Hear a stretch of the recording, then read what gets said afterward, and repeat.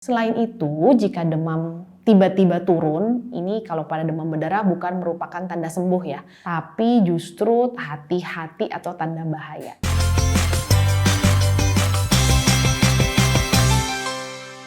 Selamat siang, nama saya Fresilia Regina, saya seorang dokter spesialis anak, saya praktek di Rumah Sakit Ibu dan Anak Miniati dan Rumah Sakit Ibu dan Anak Parahyangan.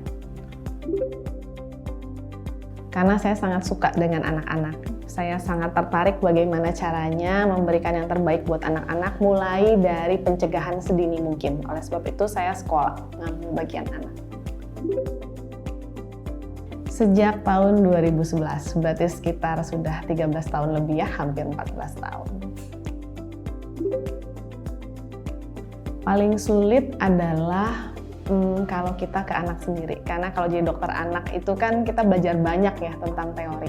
Tapi begitu kita ke anak sendiri, kita harus membagi dari ibu dengan dokter, dan menurut saya itu sulit. Termasuk kalau saat vaksin, karena saya mau vaksin anak saya sendiri, itu perlu bujukan, tarik-tarikan, edukasi dan segala macam. Dan menurut saya itu tantangan sendiri menjadi orang tua dan menjadi dokter anak untuk anak sendiri.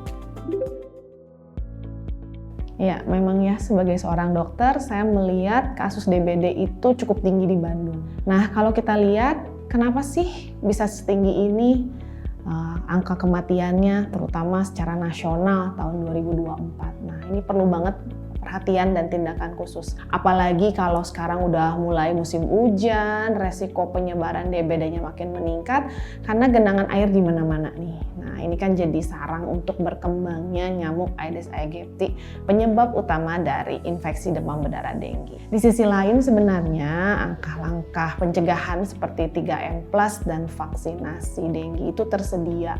Namun kesadaran dan kepatuhan masyarakat ini juga yang perlu kita tingkatkan. Oleh karena itu perlu pendekatan yang lebih intensif, termasuk penyuluhan lebih lanjut, pemberantasan sarang nyamuk, serta akses untuk vaksin yang lebih mudah untuk orang-orang yang memenuhi syarat. Nah, dengan banyaknya kerjasama dari semua pihak, kita harapkan angka kasus DBD nggak naik terus, tapi bisa kita tekan di musim hujan ini sehingga sistem kesehatan kita tidak terbebani dengan kasus-kasus yang berat. Gejala demam berdarah dengue pada anak biasanya diawali dengan demam tinggi mendadak yang terus-menerus dan sulit turun walaupun diberikan dengan obat. Bahkan beberapa anak bisa mencapai demam 40 derajat dan demam ini berlangsung antara 2-7 hari. Anak biasanya akan menjadi sangat rewel karena dia belum bisa ngomong. Dan untuk anak-anak yang lebih besar biasanya bisa mengeluhkan adanya sakit kepala yang hebat, nyeri di belakang bola mata, nyeri-nyeri otot dan sendi, serta lemas atau kelelahan. Bahkan pada beberapa kasus ada ruam-ruam di kulit atau kemerahan, disertai dengan mual dan muntah. Perdarahan ringan seperti mimisan, gusi berdarah, atau bintik-bintik merah pada kulit seperti yang di bahasa kedokterannya PTHI sering timbul akibat pecahnya pembuluh darah kecil. Nah, orang tua juga perlu waspada. Selain gejala awal, ada juga tanda-tanda bahaya seperti tidak bisa minum karena mual yang terus-menerus, perut terasa sakit atau kembung, kemudian sangat kelelahan atau lemas, tidak bisa makan minum, adanya kejang atau perdarahan dari saluran pencernaan sehingga buang air kecil berwarna merah atau buang air besar berwarna merah. Ini menandakan demam berdarah sudah masuk ke dalam tahap yang lebih serius dan memerlukan penanganan medis segera. Kalau anak kita mengalami demam, penting untuk memastikan dulu dia tetap terhidrasi dengan baik. Artinya dia perlu minum yang cukup. Kita bisa memberikan air putih, sup, cairan elektrolit atau oralit untuk mencegah dehidrasi. Obat penurun panas seperti paracetamol bisa kita berikan untuk menurunkan demamnya, tapi hindari penggunaan aspirin atau ibuprofen kalau anak kita dicurigai menderita demam berdarah dengue. Karena obat-obatan ini memiliki efek samping perdarahan saluran cerna. Kita perlu memantau suhu secara teratur tiap 3-4 jam dan catat jika ada gejala-gejala lain yang muncul, adakah batuk, adakah pilek, adakah muntah, mencret, lemas, dan segala macam. Jika sudah 3 hari atau 3 kali 24 jam demam masih berlanjut, segera ke dokter karena ini perlu pemeriksaan laboratorium untuk memastikan apakah ini demam berdarah atau bukan.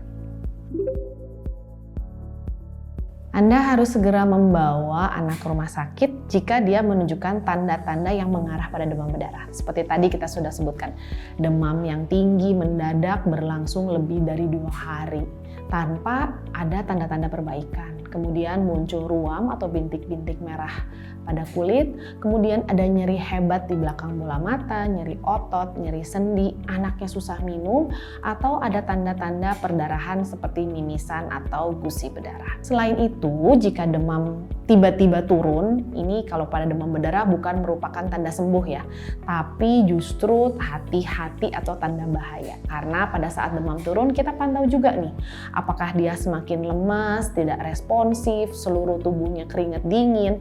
Kalau memang itu semua ini merupakan tanda dari fase kritis demam berdarah Dengue yang membutuhkan penanganan medis segera seperti infus cairan. Segera bawa ke rumah sakit. Nah, setelah pulang dari rumah sakit, pastikan anak kita tetap mendapatkan asupan cairan yang cukup. Mengingat dehidrasi sering terjadi selama dan setelah sakit demam berdarah. Awasi kondisi tubuh anak, termasuk misalnya munculnya tanda-tanda kelelahan, lesu, kulit pucat. Pastikan anak menghindari aktivitas yang terlalu berat ya, hanya untuk sementara kok ini. Setidaknya sampai sudah kontrol kembali dokter dan menyatakan bahwa kondisi tubuhnya sudah benar-benar pulih. Proses pemulihan ini biasanya memakan waktu, memang berbeda-beda ya, setiap orang kan pasti berbeda. Tapi rata-rata sekitar 1-2 minggu. Ada juga yang membutuhkan waktu lebih lama untuk pulih sepenuhnya seperti sedia kala. Tergantung tingkat keparahan penyakitnya, kemudian kondisi anak tersebut pun seperti apa. Setelah 1 bulan, biasanya anak sudah kembali normal. Ini kasus yang terlama ya. Namun setiap anak bisa berbeda-beda. Jadi penting untuk konsultasi kalau misalnya ada gejala yang berlanjut.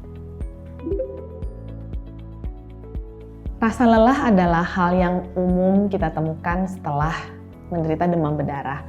Karena memang tubuh membutuhkan waktu untuk pulih. Namun jika rasa lelah terus-menerus berlanjut lebih dari 2 minggu, sebaiknya periksa ke dokter untuk memastikan memang ini ada penyakit lanjutan atau memang ada penyakit sesuatu yang baru. Dokter mungkin akan menyarankan vitamin tambahan atau pemeriksaan darah atau pemeriksaan lain lebih lanjut untuk memastikan apa penyebabnya.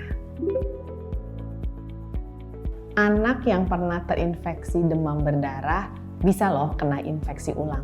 Dan kalau sudah terjadi infeksi yang kedua, ketiga, atau keempat, ini biasanya bisa lebih parah dibanding infeksi yang pertama. Kenapa? Karena serotype virus Dengue ini ada 4, sehingga bisa saja kalau dia sudah terkena yang 1, dia bisa terkena antara yang kedua, ketiga, dan yang keempat. Oleh sebab itu, anak tetap rentan. Bisa saja dia terinfeksi ulang atau terinfeksi oleh virus yang lainnya. Karena itu pencegahan menjadi sangat penting. Mengingat DBD ini belum ada obatnya ya sampai sekarang, maka sesuai dari anjuran Kementerian Kesehatan, kita tetap perlu melakukan pencegahan dengan melakukan 3M+.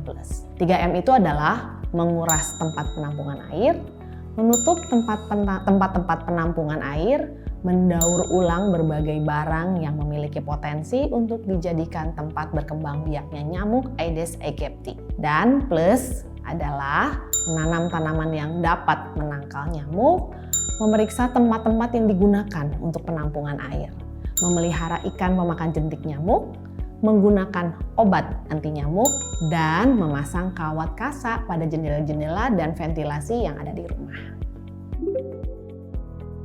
Sekali lagi ya, karena DBD ini belum ada obatnya, maka pencegahan menjadi tombak utama kita semua. Selain 3M+, kita juga bisa menganjurkan seseorang untuk menjaga kesehatan daya tahan tubuhnya dengan berolahraga, makan makanan sehat, dan vaksin DBD. Karena vaksin ini bisa mengurangi resiko keparahan bahkan kematian jika terkena virus DBD. Untuk bisa menerima vaksin DBD, maka seorang calon penerima vaksin ini harus dalam kondisi yang sehat.